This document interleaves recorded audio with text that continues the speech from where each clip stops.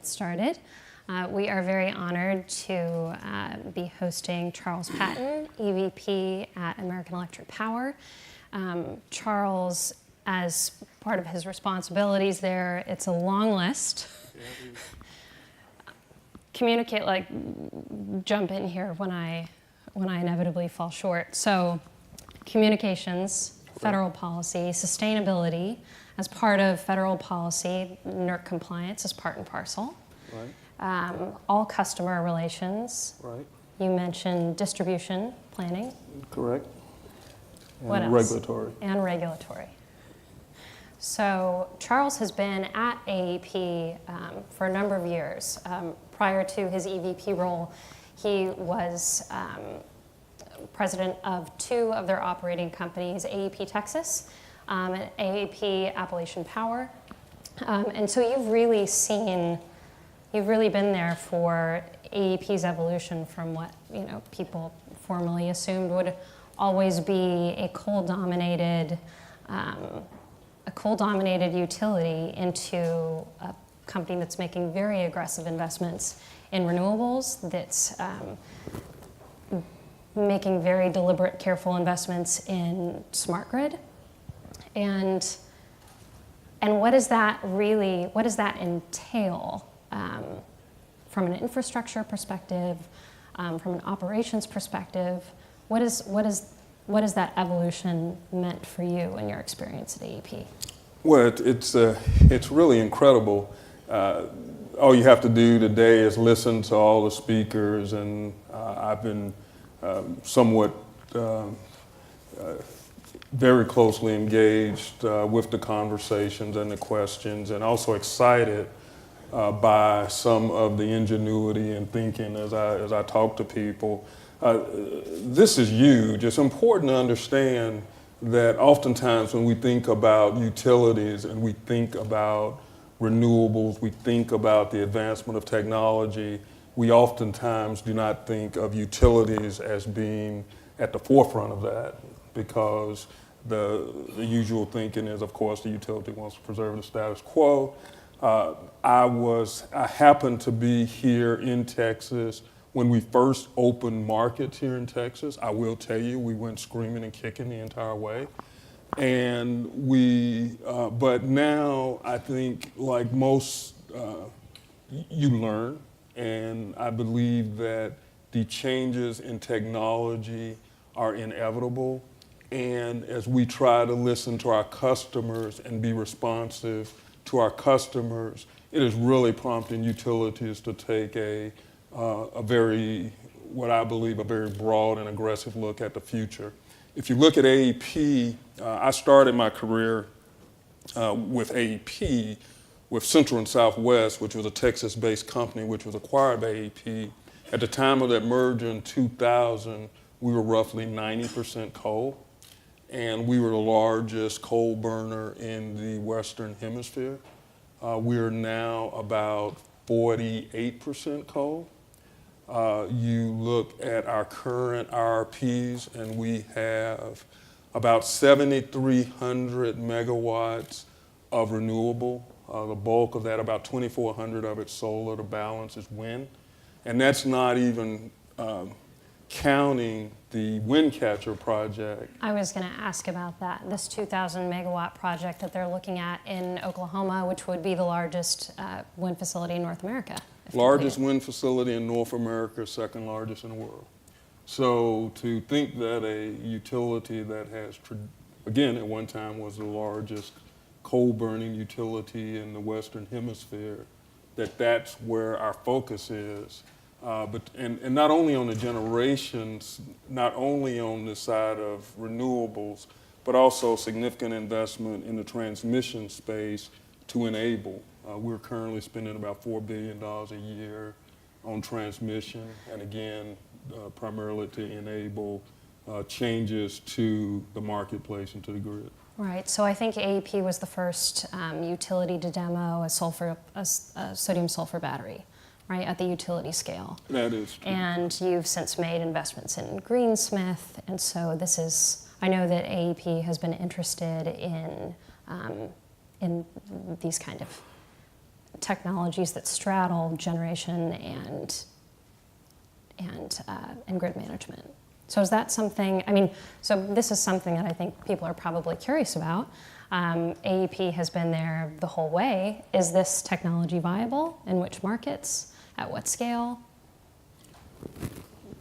Yes, we do believe that the technology is viable, and as many of the speakers have pointed out here today, as you just pointed out, we invested in Greensmith because we believe in the technology.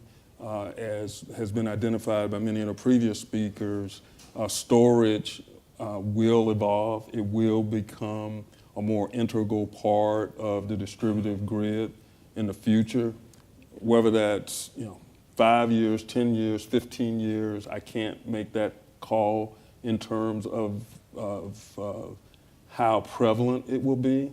I think it will be prevalent on the C&I and levels, of course, a lot sooner than it will be for residential customers.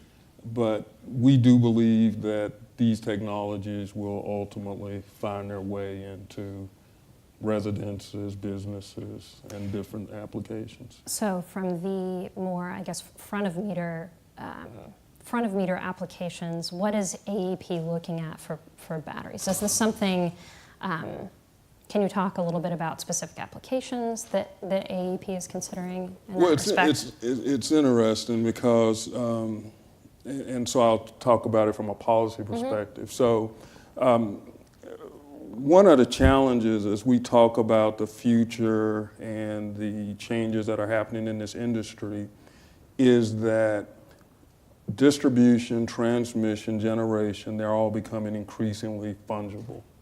And the idea that a generation asset is totally and strictly and forever a generation asset is not necessarily the case. And so, for example, here in Texas, where we're a wires company, AEP Texas is a wires company, and we had a solution for customers. It was the cheapest solution for those customers by far, which would require storage.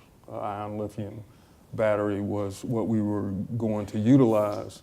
The current rules in Texas would not allow that because the way the market is broken up is you have wires, you have generation, and then you have the retail providers. And the batteries were perceived as a generation and resource. And the batteries were perceived as a generation asset.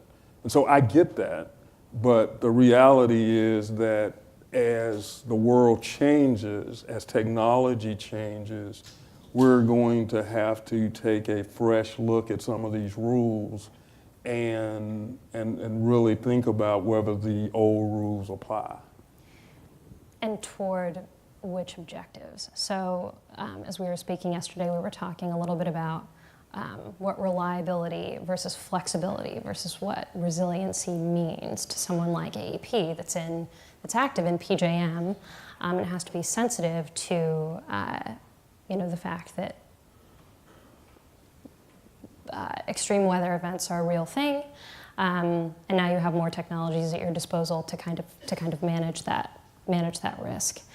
So from a reliability perspective, what does a technology like a battery mean to you, given that objective? As one of the previous speakers stated,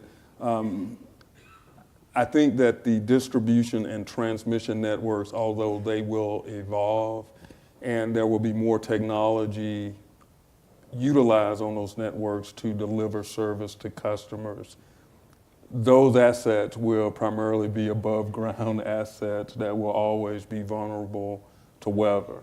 So when you talk about storage, when you talk about distributive generating assets, be it solar or be it some kind of small fossil-based application, I think the whole idea of microgrids and storage is how you get the kind of reliability to be able to ride through certain events. And whether or not that's something that you would how broadly you would do that, it just becomes a function of what people are willing to pay. I think that, the idea of, as batteries evolve, the idea of the generator, it changes. I think then you can utilize batteries. I think this is also applicable to, what happens with EVs, to what degree they're ultimately deployed. So with AEP being in 11 states, their largest transmission and distribution utility in the U.S., where do you see some of these distributed energy technologies taking hold first? Well, it's interesting. So let me, in AEP's footprint, we see it primarily right now on the coast. Columbus we were recipient of a huge smart city grant. In addition to that, AEP has pledged several $100 million in the smart city effort there in Columbus. However, when you get out of Columbus, some of these, while there's awareness of technology, there's awareness that the industry is changing, it's not necessarily moving as rapidly. And that's a really important thing to note, is that sometimes we talk about these technologies and we talk about these opportunities, and we forget that these things don't happen in isolation. They happen with a whole host of stakeholders who have vested interest in what decision is made and when that decision is made. So for example, and I will confess that, because confession is good for the soul, is that there was a time when I did not believe, and I would have publicly stated, and for the last few years, by the way, I have also publicly stated that I was wrong, that you would be able to interject or intermingle renewables to the extent that we've been able to. And because that's just something that, if you were a utility guy, and I'll say a dumb old utility guy, was what we used to be called, is that wasn't something that you necessarily believe was possible to the degree it is today. It is very possible, and we see even more possibility as we move to the future as technology evolves. But that being said, you still have to get your regulators on board. As you know, when I look back, I think of times when representatives of the renewable industry would get involved in our rate case, and they would tell us that, or our RP process, and would tell us that, hey, we need to move faster, we need to move faster. And while there's a certain modicum of truth to that, there is also a reality that when you are a regulated entity, again, you're not the only one calling the shots. So, for example, when you look at AEP's coal fleet, you have to keep in mind that there are plants out there. I was president of Appalachian Power Company. We had plants in our fleet that we had literally spent more money making those plants compliant with EPA standards than it cost to build them in the first place. So if you take a plant and we literally doubled our rate base just being compliant with EPA, and that's not a criticism or critique, it's the right thing to do, but if you were in West Virginia and you just spent $2 billion on EPA compliance, and all of a sudden the shale revolution happens, and all of a sudden the renewable revolution happens, having the headroom to make those investments, to make that switch from the coal fleet that you have to serve you today to renewables it takes a little bit of strategic planning. Yeah, can you talk a little bit more about the decisions that you've had to make in that respect? You have coal assets that are still in your portfolio. What are future plans for that fleet? So first of all, we are not naive. We recognize that that the future for those plants are very limited. What we have tried to do on behalf of our customers is very strategically invest in those facilities in order not to keep their book value increasing, with a recognition that many of our units are scheduled for retirement around 2040, the ones that we have left. We have retired, just at APCO, the company that I was president of, we retired about 3,000 megawatts of coal. And for the fleet that we have left, again, its life is 2040, and all the incremental supply that we're moving with there at APCO, it's either wind or solar. We don't even have gas on the horizon right now. It's all wind and solar. So I'm very curious still, with respect to the solar projects that you have going in. I know you've got there have been a few initiatives around community solar. Can you speak to how those projects played out and the popularity of those projects? Well, again, in our footprint, that's not necessarily the case, and it's important to realize there are some solar efforts in Virginia, because there is a policy framework that assumes that solar is in the public interest, and therefore there is a clear regulatory pathway for us to utilize solar in Virginia, and that's what we're doing. Now, APCO is in 2 states. West Virginia doesn't necessarily feel the same about solar as Virginia does. And that's because West Virginia is a coal-centric state. West Virginia is a state that is quite honestly terrified about the notion that the coal industry is suffering. It may never be what it was. And again, we cannot unilaterally just say, okay, we're going to go build solar and wind.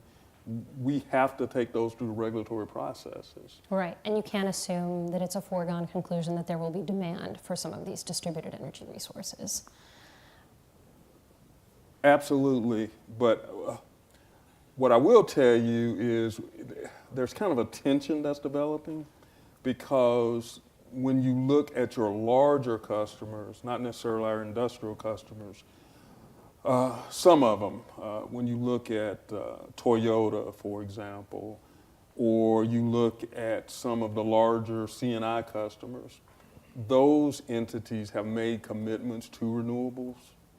And so they're asking for them, but bridging the gap between what they want and where the rest of the regulatory framework is, particularly in West Virginia, is a struggle. So can you talk a little bit about how rates have evolved with both the, kind of the shift to cleaner generating resources, and how that's evolved over AEP's history? Because I know that a lot of what you're doing right now is very much voluntary. Yeah. Like no one is forcing you to go build a 2,000 megawatt wind facility. So how has that, over the course of the more concerted effort that AEP has made to bring renewables into the portfolio, how has that affected rates in the states that you're active in? So that ties to, again, what you've heard a lot of speakers today. There's been lots of consternation around the tax proposal that's out there right now. And everything that we look at tells us that wind and solar are good. They're very good with PTC, ITC. They're good without them. And as was pointed out by one of the previous panelists, the wind energy industry had cut a deal to phase out the PTCs, recognizing that wind is a competitive option, and it is. And so with or without the tax credits,